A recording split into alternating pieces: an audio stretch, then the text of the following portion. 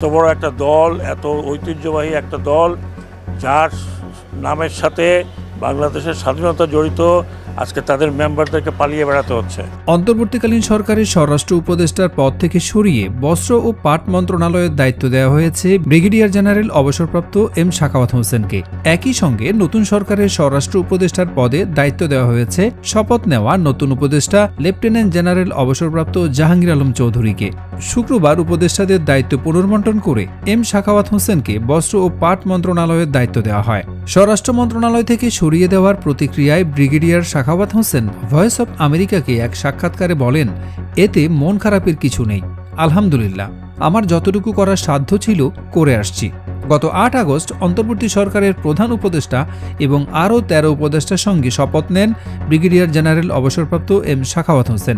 স্বরাষ্ট্র উপদেষ্টা হওয়ার পর গত ১২ আগস্ট স্বরাষ্ট্র মন্ত্রণালয়ের সভাকক্ষে সাংবাদিকদের সঙ্গে কথা বলেন এম সাখাওয়াত হোসেন। ওই দিন আন্দোলনের মুখে ক্ষমতা ছাড়া আওয়ামী লীগকে গণ্ডগোল না করে নতুন মুখ নিয়ে দল গোছানোর পরামর্শ দেন তিনি।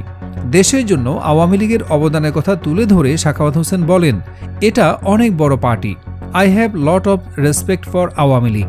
একসময় বাঙালিদের ভরসার জায়গা ছিল এই পার্টি। ৫২-৬৯-এর গণ আন্দোলন ও স্বাধীনতা আন্দোলনের অবদান ব্যক্তিগত কোনো কারণে নষ্ট করবেন না, এটা জাতীয় সম্পদ। আওয়ামী লীগকে বলবো এমন কিছু করবেন না যাতে জীবন বিপন্ন হয়। আপনারা রাজনৈতিক দল হিসেবে দল গুছিয়ে নেন, নির্বাচন হলে অংশ নিন, জনগণ ভোট দিলে ভোটে যাবেন, তবে প্রতি বিপ্লবের স্বপ্ন দেখলে হাজার হাজার মানুষের রক্ত ঝরবে। তার এই বক্তব্যের প্রতিবাদ জানান বৈষম্য বিরোধী ছাত্র আন্দোলনের সমন্বয়করা। এক বিক্ষোভ সমাবেশে বৈষম্য বিরোধী ছাত্র আন্দোলনের সমন্বয়ক হাসনাত আবদুল্লাহ বলেন, আজকে উপদেষ্টাদের কেউ কেউ খুনিদের পুনর্বাসন করার বক্তব্য দিচ্ছেন। ওই রাতেই এম সাখাওয়াত হোসেনের পদত্যাগের দাবিতে ঢাকায় বিক্ষোভ কর্মসূচি পালন করে বিএনপি নেতাকর্মীরা।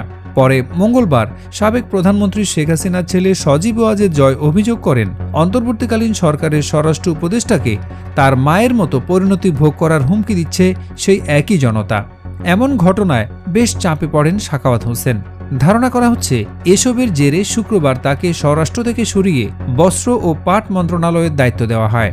তবে বস্ত্র ও পাট মন্ত্রণালয়ের উপদেষ্টা করা প্রসঙ্গে এম সাখাওয়াত হোসেন বলেন, এখন যেখানে দিয়েছে সেখানে কাজ করতে পারলে করব, আর অপারগ হলে চলে যাব।